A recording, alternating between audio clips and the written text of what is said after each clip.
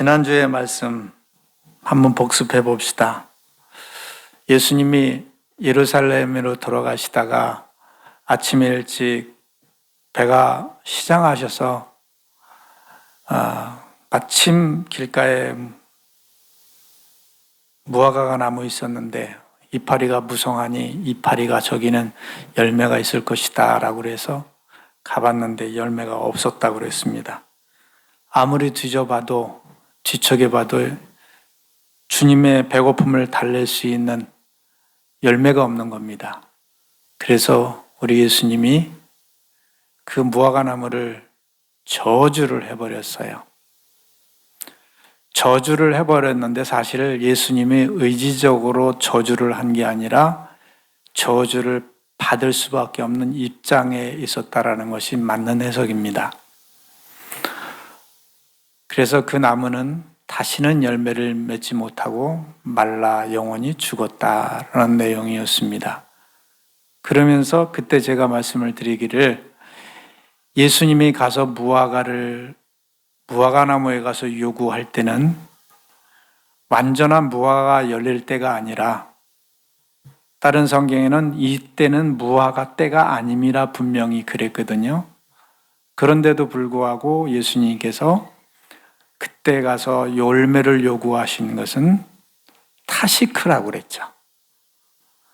다른 거 잊어버리지 마시고 이것만 이어두세요. 타시크. 아랍 사람들이 부르는 타시크.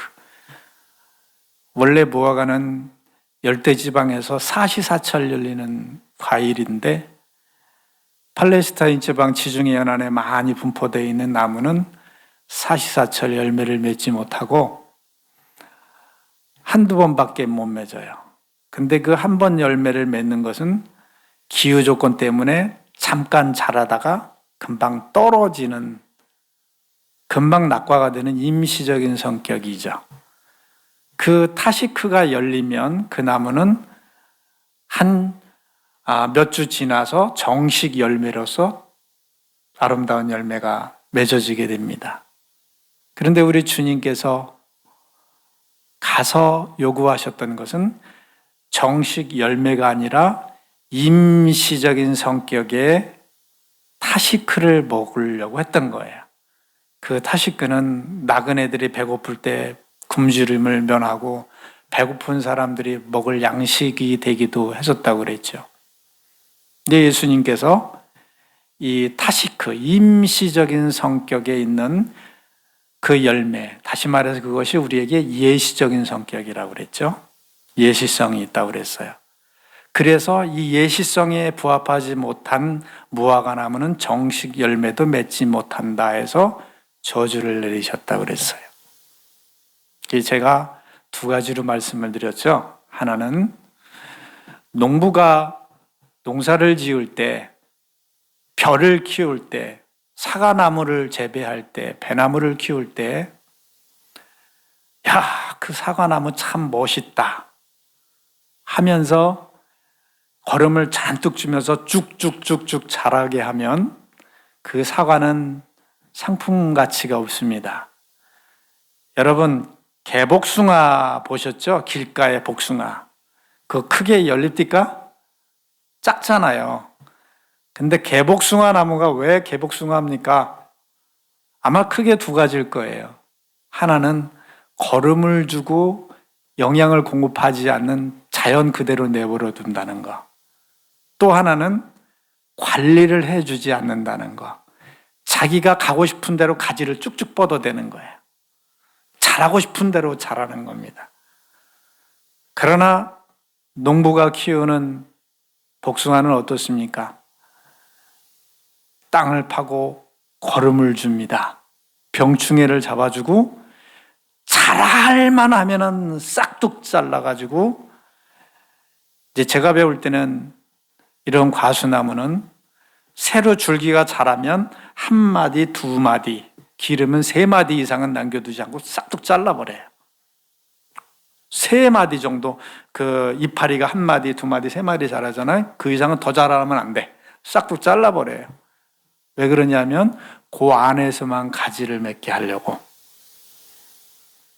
농부가 좋은 열매를 맺게 하기 위해서 이렇게 거름을 주고 관리를 하는데, 그 이유는 개복숭아처럼 마음껏 자라면서 이파리가 무성한 그 결과를 기대하는 게 아니라 열매를 기대한다고 그랬어요. 제가 존경하는 목사님 중에서 이찬수 목사님을 좀 존경하는데 종종 그분의 설교를 들어요. 근데 그분의 설교에 이런 예화 내용이 있어요. 인생을 어떻게 사는 것이 의미 있는 삶일까? 열매를 맺는 삶일까? 거기 이지선이라는 한 자매 예를 들었어요. 그 이지선이라는 자매가 자기 오빠랑 홍대에서 이렇게 집으로 가는데, 차를 타고 가는데 음주운전하는 갤로퍼가 와가지고 그냥 박아가지고 차가 굴르면서 기름이 유출되면서 금방 화재가 나버린 거예요. 자기 오빠가 그거를 힘들게 꺼냈지만 이미 온몸엔 불이 붙은 상태였고 오빠도 화상을 입은 상태였고, 어느 정도였냐면 그 이지선이라는 자매가 오빠한테 원망하기를 왜 나를 살려가지고 이 모양으로 만들어놨느냐, 그 정도로 흉측하게 변해합니다. 그러면서 원망의 세월을 보냈겠죠. 그러나 하나님이 택한 백성은 이 세상의 모양이 다가 아닙니다. 그에게 개입하시고 관여하시고 그를 사랑하시고 섭리하셔서 자기가 왜 그렇게 되었는지를 깨닫게 되었습니다. 그 이지선이라는 자매가 굉장히 예뻤나 봐요. 상당히 예뻤나 봐요. 그러나 원망과 불평을 다 뒤로 하고 하나님의 뜻을 깨달은 후부터는 자기 새 삶의 의미를 갖습니다. 이뻤던 그 얼굴을 다 잊어버리고 얼굴이 이쁜 게 아니라 인생이 이쁜 하나님 앞에 아름다운 생을 살려고 결심하고 밝고 명랑하고 빛이 되는 삶을 살기 시작합니다. 그래서 그 내용을 KBS 인간극장인가요? 거기서도 다뤘다고 그래요. 그러자 더 많은 사람이 이 자매를 알게 되고 이렇게 하루에 10,000명, 20,000명씩 그 블로그, 그 자매의 블로그에 들어와서 얘기를 하는데, 그 중에는 자살을 하려고 하는 사람, 인생을 낙심하는 사람, 어렵고 힘들어서 자포자기하는 모든 사람, 언니 당신의 얘기를 들어보니까 내가 너무 부끄러웠어요. 다시 삶의 빛을 찾았어요. 내가 자살을 포기하고 다시 살 거예요. 내가 어려움을 딛고 다시 일어설 거예요. 당신을 보니까 용기가 납니다. 수많은 사람에게 용기를 주고 생명을 살린 역사가 일어납니다. 자기의 멋있는 인생, 멋있는 꽃은 잃어버렸지만은 농부가 원하는 것은 꽃이 아니고 이파리가 아니고 열매이지 않겠습니까? 그렇잖아요. 우리 인생에 돈을 많이 버는 것, 이 꽃이 다가 아니에요. 그 돈을 통해서 뭐를 했느냐? 응? 내가 사업을 해서 돈을 벌었다. 그 돈을 가지고 하나님이 그러는 거예요. And what? 그리고 뭐 할 건데? 저요? 이거 맘대로 먹을 거예요. 집 살 거예요. 뭐 할 거예요? 내가 너를 위해서 돈을 주었을까? 그거를 위해서 우리 하나님 앞에 예물을 드려보세요. 하나님, 이것은 제가 버는 게 아니고 당신이 준 거예요. 그래서 저는 잊어먹질 않아요. 우리 하집사님 유정이가 처음에 첫 월급 탔다고 와서 저한테 식사 대접한 거. 지금은 안 나오지만 어쨌든 하나님은 기억하고 계셔요. 열 묻는 병이 있는데 주님이 그들을 다 고쳐주셨잖아요. 그런데 돌아와서 감사한 것은 극소수예요. 우리 주님께서 우리에게 복을 주신 이유는 뭘까요?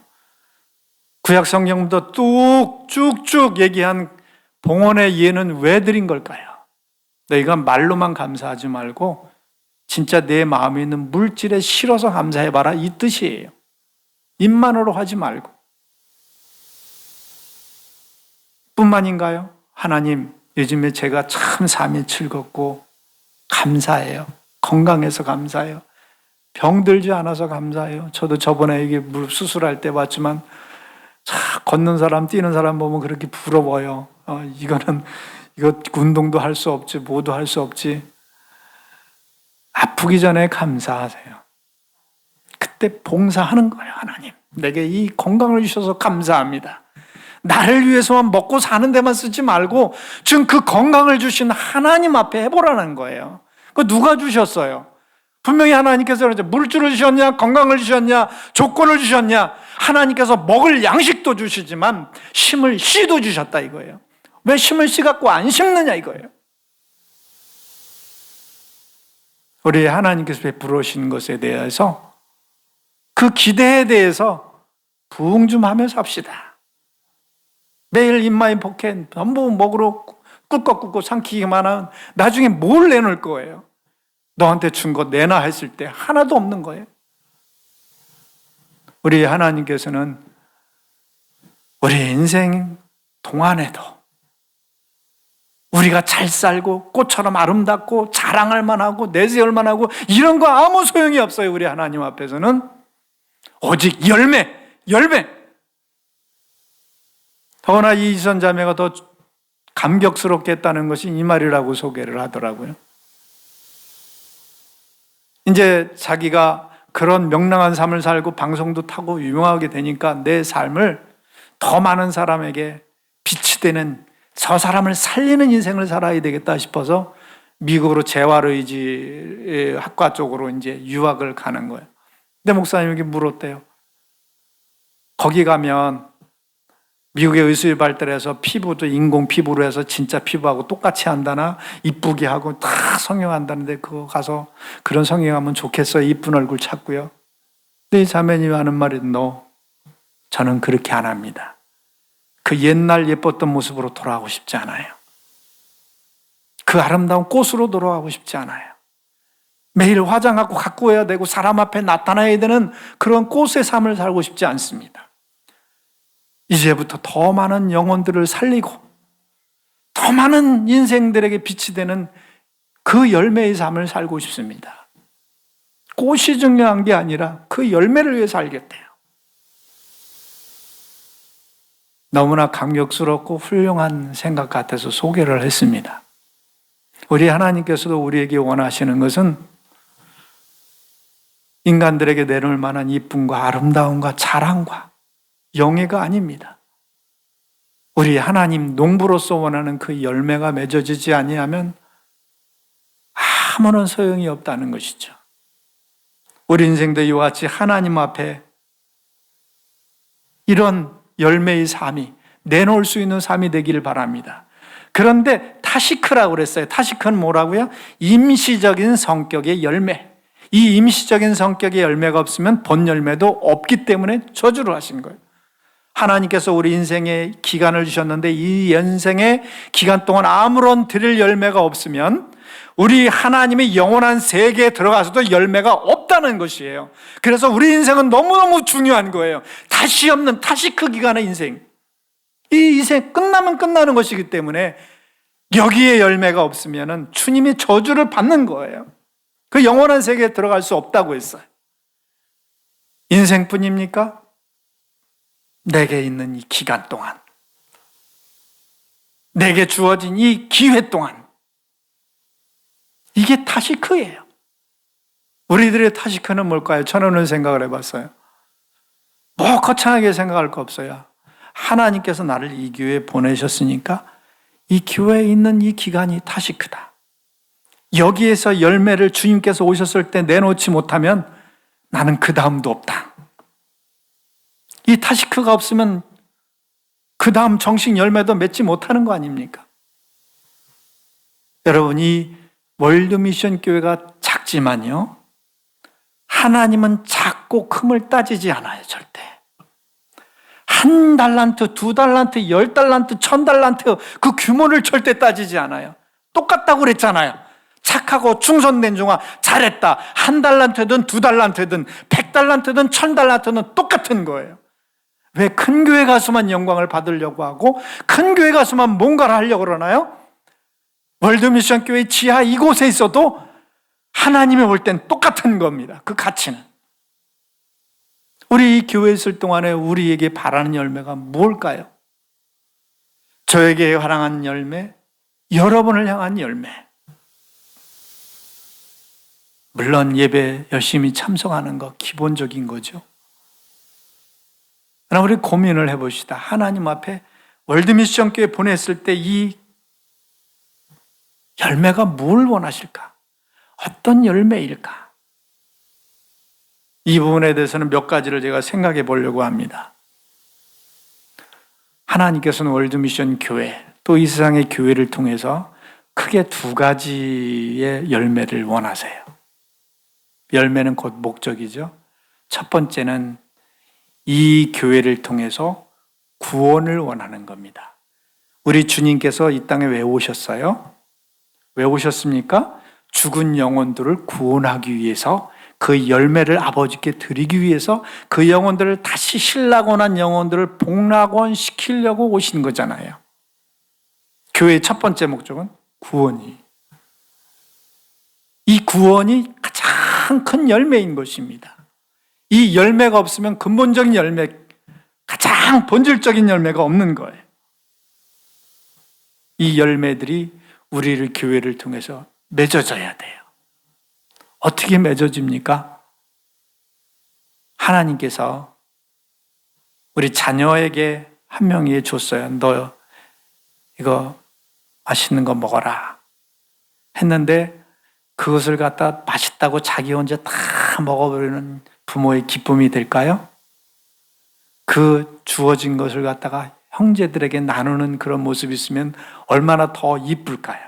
더 사랑스러울까요? 마찬가지로 우리 교회에 다닐 때에 나 구원받으려고, 나 복받으려고 예배 열심히 드리고 기도 열심히 하고 믿음 생활 열심히 하는 이 모습이 온전할까요? 하나는 만인이 잃어버린 모든 영혼이 다 구원받기를 원하고 그들과 함께 하나님의 나라에 오기를 원하는데, 그렇지 않으면 우리들은 열매 맺는 삶이 아니에요. 우리 주님께서 가시기 마지막 날에도 뭐라고 하셨습니까? 가서 제자를 삼아 열매가 있게 하라고 하셨거든요. 강권하다가 내 집을 채우라고 하셨거든요. 뭐니 해도 교회의 가장 큰 목적은 구원입니다. 그 다음에 교회가 할 일이 뭘까요? 하나님을 영원하고 예배하는 모습도 있지만은 주님이 오시는 날까지 우리의 믿음이 유지되는 거예요. 변질되지 않고 유지되게 하는 게 교회의 목적인 것입니다.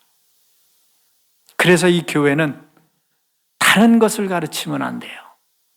오로지 오실 예수님, 내가 함께 영원히 살아야 하나님 그 천국에 대해서 가르치는 것이지, 여기서 어떤 문학을 가르친다든가 인격을 가르친다든가 도덕을 가르친다든가, 물론 그런 부분이 있어요. 하지만 가장 핵심적인 요소는 천국입니다. 주님 오실 때까지 천국을 가르치는 거예요. 그래서 천국에 대한 소망이 주렁주렁 열려야 돼요.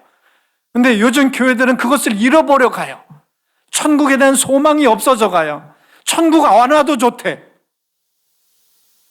제가 그런 얘기를 들었던 것 같아요. 오산의 어떤 지하교회, 명성교회에서 오신 목사님, 부목사님이 개척을 해가지고 참 넓게 어떻게 인테리어를 이렇게 멋있게 했는지 몰라요. 제가 그래서 목사님한테 그런 얘기를 했어요. 목사님, 여기 아파트에 있는 사람들 공개를 하세요. 이 아름다운 모습을 좀 보고 교회 와서 차도 마시고 좀 즐기라고 하세요. 너무 아까워요. 그랬더니 목사님이 비시시 웃으면서 아예 그런 말 마세요. 자기네 집이 더 좋아요. 교회 그렇게 아름답게 꾸며놔도 자기네 집이 더 좋대요. 그런 것처럼 이즘 성도들에게 천국 좋아요, 천국 갑시다 그러면 아유 이 세상이 더 좋아요. 돈만 있으면 여행 가고 먹고 맘대로 먹고 천국 뭐하러 가요? 쉽게 말하면 이런 세상이 돼버렸어요. 천국 필요 없어. 그 가치와 의미 같은 거 따위 소용이 없어. 교회에서는요, 이 소망이 있어야 돼요. 이거에 대해 더 커져야 돼요. 아무리 세상이 아름다워도 천국의 가치가 커 보여야 돼요. 그 소망이 더 커져야 되는 거예요. 근데 왜 이렇게 작아질까요? 열매가 자꾸 없어지는 거예요.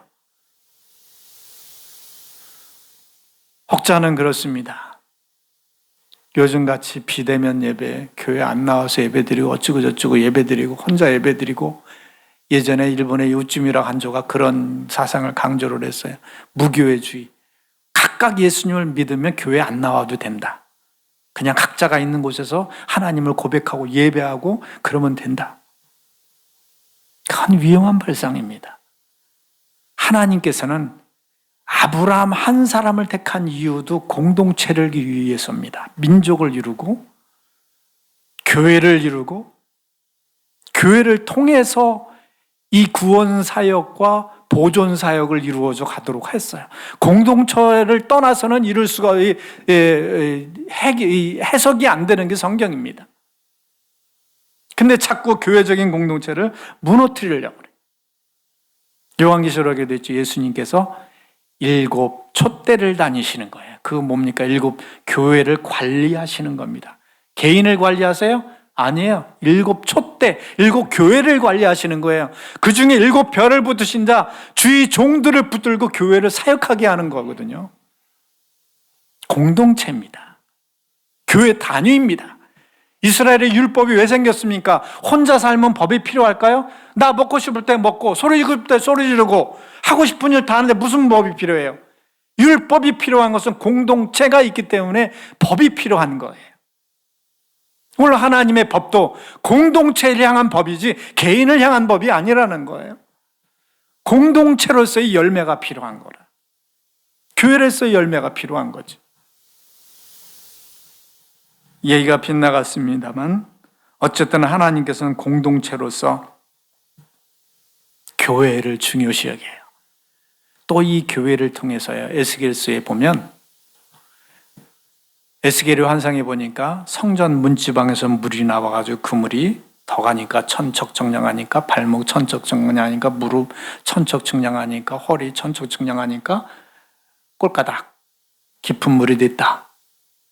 이런 단계를 설명하면서 그 물이 성전 지방에서 나와가지고 온 땅을 둘러서 아라바 바다로 들어가는데 그 물이 흘러가는 곳마다 과일나무들이 자라고 과일이 무성하게 열리는 열매를 맺게 돼요.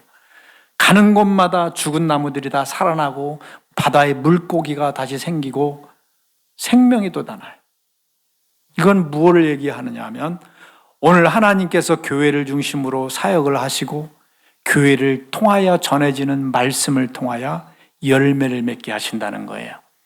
가만히 보면은 교회를 떠돌아다니는 사람이 많아요. 오늘은 이 교회 가고 내기는 교회 가고, 아니 그것도 부족해서 교회도 안 나고 요즘에는 뭐 말씀으로 인터넷으로 다 말씀만 보고 예배를 드린대요. 실제로 그런 분들이 있어요. 교회는 안 나가고 자기 혼자 믿음 생활을 한대요. 여기서 저기서 쫙 발췌해가지고 자기 혼자 신앙의 체계를 세워가는 거예요. 그게 온전할까요? 하나님께서 교회의 머리라고 하셨고 우리 주님께 교회의 머리라고 하셨고 교회를 세우기 위해서 자기 몸을 들여 희생했는데 그 열매가 교회를 통해서 나타나는데 아닌 것입니다. 오늘 교회의 이 말씀을 통해서 교회의 우리 생명 공동체를 통해서 우리의 영혼이 살아나는 거예요. 물론 여기에서 인간이 모였으므로 티각태각하죠. 여러분 구원의 방주로 생각해 보세요. 그 구원의 방주 우리들이라도 하면 뛰쳐나오고 싶었을 것 같아요. 왜? 여기서 꽥꽥 저기서 멍멍 그 똥 냄새, 그 오줌 냄새, 진짜 살기 싫어. 제가 먼저 촬영 갔는데 그 축사에 촬영을 갔는데 그 냄새가 며칠을 가더라고. 얼마나 그 냄새가 독한지. 여러분 구원의 방주는 그런 곳이에요. 꽥꽥 멍멍 으르렁 뭐 티격태격 싸우고 똥 냄새 오줌 냄새 모든 오물들이 다 냄새나는 것. 그래도 뛰쳐나가면 죽는 것이 방주예요. 한 가지예요. 살기 위해서 방주에 거하는 것 아니겠어요? 우리의 영혼이 하나님 나라에 살기 위해서 다시 소생하기 위해서 생명의 말씀이 있기 때문에 여기 있는 거 아니에요? 여러분, 이런 것 저런 것 인간적인 것 따지지 마세요. 교회는 천국이 아닙니다. 병든 자들, 예수님으로 고침이 필요한 자들이 있는 곳이라고 그랬잖아요. 우리 교회의 말씀을 통해 생명수를 통해서 우리의 영혼들이 살아나길 바랍니다. 이 말씀을 받되 베레아키아 성도들처럼 그런 거예요. 말씀이 전해지면 정말 그런가 하고 그 말씀을 또 되뇌어 봐요. 마지막으로 말씀을 보면 그러면 열매는 무엇일까? 열매를 보면 이런 얘기가 나와요. 세례 요한이 말씀을 잘 전하니까 사두개인과 바리새인들과 많은 사람들이 이렇게 몰려들었어요. 그럴 때에 사람들이 묻습니다. 세리가 묻습니다. 군인들도 와서 군인들이 묻습니다. 우리가 어떻게 해야 당신이 원하는 열매를 맺습니까? 구원을 받습니까? 그랬더니 세리들에게는 너에게 정해진 것 위에는 토색하지 마라. 받지 마라. 그럼 군인들이 묻습니다. 군인들에게 그럼 우리는 어떻게 구원받습니까? 그랬더니 너희들은 포악하지 말라. 사랑해라. 구약에도 이스라엘 백성들이 막 벌을 받습니다. 막 고난을 받습니다. 왜 그렇습니까? 그랬더니 너희들에게 내가 원하는 열매를 못 맺었다. 그 열매가 뭔데요?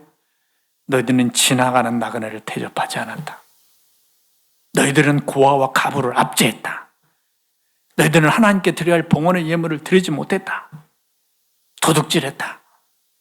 너희들은 너희가 형제 자매들을 아끼지 못했다. 딱 이런 것들이에요.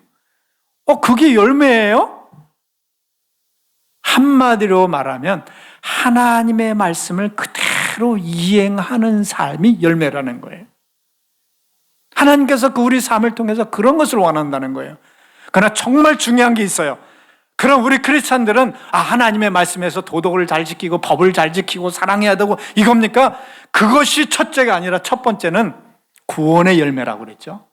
구원이 천국이에요. 천국이 이루어지는 사람, 천국의 열매를 맺은 사람들이 이 땅에서 어떤 삶을 살아야 할 것인가 모습을 보여주는 거예요. 그 모습의 열매가 하나님의 말씀을 이행하는 삶이라는 거죠. 속이지 마. 사랑해. 압제하지 마. 내 말씀에 이렇게 있잖아. 나그네 대접하고 어려운 사람 헤아려 봐. 이런 삶의 열매를 하나님께서 원한다는 거죠. 우리들 삶에 이런 열매가 있을까요? 주님께서 어느 날 딱 찾아왔을 때 어제 네 모습을 보자 했을 때, 네 모습을 보자 했을 때 주님 앞에 나타낼 타시크가 없어요. 저자씨만한 거라도 없는 거예요. 주님이 그걸 보고 나서야 뭐라고 얘기를 할 거 아니에요. 제가 이 말씀을 했잖아요. 하영조 목사님이 뉴질랜드 가서 이제 공부를 하실 때 하 목사님이 좀 마음에 이렇게 눈에 띄어졌나 봐요. 그 학장이. 하 목사님한테 그런 요구를 하시더래요. 하영재, 나 부탁이 있는데 내가 일주일간 당신 집에 가서 좀 같이 이렇게 살면 안 되겠냐? 그래서 우리 집에 좀 누추하고 뭐 어떻고 좀 그래도 난 살고 싶다. 허락을 해달라. 마지못해 허락을 해요. 영광스럽기도 하지만은 부담도 되겠죠. 그래서 다 살았어요. 일주일간 살면서 한 가지 어드바이스를 던지고 가시더래, 학장님이. 하영재, 너무 바빠. 삶이 너무 바빠. 그러면은 하나님이 못 쓰셔. 성공할 수가 없어. 공부해야지, 일해야지, 뭐 해야지. 하루 일상을 다 들여다보니까 아니라는 거예요. 주님이 어느 날 우리에게 오셔서 우리의 삶을 너하고 같이 살아보자. 일주일간만. 우리의 삶을 딱 봤을 때 우리 주님이 우리를 보고 뭐라고 판단하실까요? 그래. 내 말씀 그대로 네가 잘 이행하고 그 삶을 자꾸 되뇌이면서 이렇게 설교 시간에 들은 말씀, 예배 시간에 받은 은혜를 다시 곱씹으면서 삶에 적용하고 열매를 맺으려고 하는구나 라는 이런 칭찬이 있을까요? 정말 실망이다. 하나도 없다. 내가 원하는 게. 내가 기대하는 게 네 삶에 하나도 없어. 네가 원하는 타시크가 하나도 없어. 널 뭘 가지고 복을 주랴? 뭘 가지고 기대를 하랴? 우리의 삶에 열매가 있기를 바랍니다. 그 열매는 하나님 말씀을 통해서 이루어집니다. 요한복음 15장에 이렇게 합니다. 너희가 많은 열매를 맺으려면 나를 떠나서는, 나는 포도나무에 너희는 가지인데 나를 떠나서는, 분리가 돼서는 아무 열매도 맺을 수가 없다. 첫 번째, 주님과 우리는 불과 분리의 관계입니다. 이것이 나누어지면, 떨어지면, 다시 말해서 붙어있지 아니하면 열매를 많이 맺을 수 없나니. 붙어있다는 건 뭘까요? 끊임없이 주고받는다는 거예요. 끊임없이. 여기에 이렇게 나무에 가지가 붙어있다는 것은 뿌리로부터 영양분이 왔다가, 여기서 탄소 정황에서 왔다 갔다 계속 뭔가 주고받는다는 게 있다는 거예요. 오늘 주의 말씀이 내 속에 있어서, 내가 주 안에 있어서 계속 주고받는 거예요. 끊임없는 교제가 이루어지는 거예요. 그 교제가 이루어질 때 하나님의 말씀이 이루어져요. 하나님의 원하는 열매가 이루어지는 거예요. 계시록 3장 20절 말씀 있죠. 내가 문 밖에 서서 두드리노니 누구든지 내 음성을 듣고 내 노크 소리를 듣고 문을 열면 나는 그에게로 들어가서 그로 더불어 먹고 그는 나로 더불어 먹으리라. 다시 말하면 주님과 함께 사는 겁니다. 그 사는 삶 속에 무엇가 이루어질까요? 우리가 나쁜 사람하고 이루어지면요, 나쁜 버릇만 들어요. 제 친구 얘기를 들었죠? 그렇게 착하던 애가 어느 날 입이 걸어져요. 막 욕이 나오기 시작해요. 모자가 삐뚤어져, 가방이 뭐 그냥 삐딱해. 옛날에 이렇게 갖고 다니면 삐딱하고, 뭐 신발도 꺾어 신고 바지도 막 나팔바지로 늘어나고. 쟤가 왜 저렇게 변하지? 나쁜 친구들과 사는 거야. 나쁜 친구들과 말마다 욕이 아니면 말이 안 되는 친구로 변해. 그러나 우리 주님과 함께 살면 어떻게 될까요? 주님의 그 아름다운 성품, 그 아름다운 향기, 그 영광이 나도 모르게 내게 스며드는 거예요. 그러다 보면 내 삶을 통해서 열매가 맺어지는 거예요. 나도 모르게 주님의 열매가 맺어지는 줄 믿습니다. 열매 맺는 방법은 다른 게 아닙니다. 내가 열심히 일해야지, 인격적으로 훌륭해져야지, 내가 고상해져야지. 그게 아니에요. 여기 성경 말씀을 가만히 보세요. 붙어 있으래요. 내가 노력해서 되는 게 아니라 붙어 있으래요. 붙어 있으면 하나님이 저절로. 저번에 말씀을 드렸잖아요. 이는 빛이다. 우리가 빛이 발광체가 아니라 우리는 주님의 빛을 받아서 비추기만 하면 되는 거예요. 내 삶을 통해서 좋은 아름다운 말하고 좋은 인격 보여주고 그리스도의 아름다운 향기를 비춰주기만 하면 상대가 보고 와, 아름답다. 그 사람을 찾아가 얘기하고 싶고 상담하고 싶고 가까이 하고 싶고, 이게 빛이 아니겠어요? 마찬가지. 우리는 주님께 가만히 붙어 있기만 하면 돼. 그러면 저절로 내 삶을 통해서 입술의 말이 틀려지고 내 삶의 모습이 틀려지고 내 표정이 틀려지고. 말씀을 정리합니다. 우리 하나님께서 우리에게 원하시는 열매 분명히 있어요. 그걸 드리지 못할 때 이 저주받은 무화과처럼 지금 내가 준 인생을 통해서 열매를 맺지 못하면 영원한 천국도 없다라는 것을 예시해 준 거죠. 지금 주어진 이 기회에 통해 하나님께 영광을 돌리지 못하는 열매가 없다면 그 다음에 축복은 없는 거예요. 하나님께서 이 교회에 심으신 목적, 여기 예배하게 계신 목적 무엇일까요? 내가 지금 보내신 이 직장, 잘 먹고 잘 살으라고 그 꽃을 위해서, 영광을 위해서 그랬을까요? 세상의 어느 것 하나 하나님께는 자연이 없습니다. 너희 머리털까지 하나라도 세시는 하나님인데 그냥 저절로 된 것이 없습니다. 하늘에 찬새가 떨어지는 것도 하나님의 목적이 있고 뜻이 있거든. 우리가 여기 이 자리에 있고 내가 그 직장에 있고 내가 그 자리에 있고 그 일을 하게 되고, 아마 우리 준호 형제 오늘 맛있는 것을 기대합니다만 무슨 캘리포니아 롤? 스시롤? 맞나요? 감사한 거예요. 왜냐하면요, 그거 열매입니다. 천국에 이르렀을 때 소자에게 냉수 한 그릇 준 게 나에게 한 것이니라. 우리 성도를 섬기는 그 일이 아름답지 않겠습니까? 여러분, 우리가 어떤 처지, 어떤 상황에 있든지 간에 그 열매를 꼭 들으시기 바랍니다.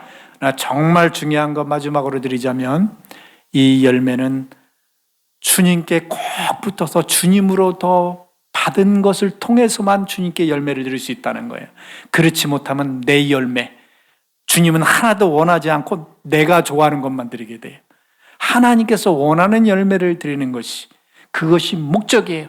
이사야에서 그랬어요. 내가 극상품 포도나무를 심었는데 그 포도나무가 나를 거역해서 들포도를 맺었다. 응? 나는 극상품 포도나무를 원했는데 들포도를 맺었다는 거예요. 우리 인생을 통해 하나님께서 많은 기대를 가지고 우리를 살게 하셨는데 쥐들 원하는 열매를 맺었다는 거예요. 쥐 영광을 위한 열매를 맺었다는 거예요. 하나님이 원하는 극상품 포도나무가 아니라 들포도, 쓸모없는. 이럴까 두려운 거죠. 우리 열매는 무슨 열매일까요? 들포도입니까? 하나님이 원하는 극상품 포도입니까? 이 극상품 포도나무를 맺기 위해서는 요한복음 15장에 말씀하신 대로 내게 꼭 붙어 있어서 내 말씀을 먹고 마시고 나와 더불어 동행하면서 그래야 그런 열매가 열린다는 거예요. 주님과의 단절된 상태, 기도하지 않고 말씀을 통해 은혜 받지 아니하고 주님과 교제가 없는 이런 삶 속에서는 그 열매가 맺을 수 없다는 거예요. 너희가 나를 떠나서는 분리가 돼서는 아무것도 할 수 없다. 이 말씀 기억하시기 바랍니다. 하나님께서 원하는 열매를 맺기 위해서는 주님께 꼭 붙어 있어서 주님과 끊임없이 더불어 사는 거예요. 나는 그로 더불어 먹고 그는 나로 더불어 먹으리라. 이러한 삶이 우리 속에서 영리되기를 축원합니다. 축원합니다.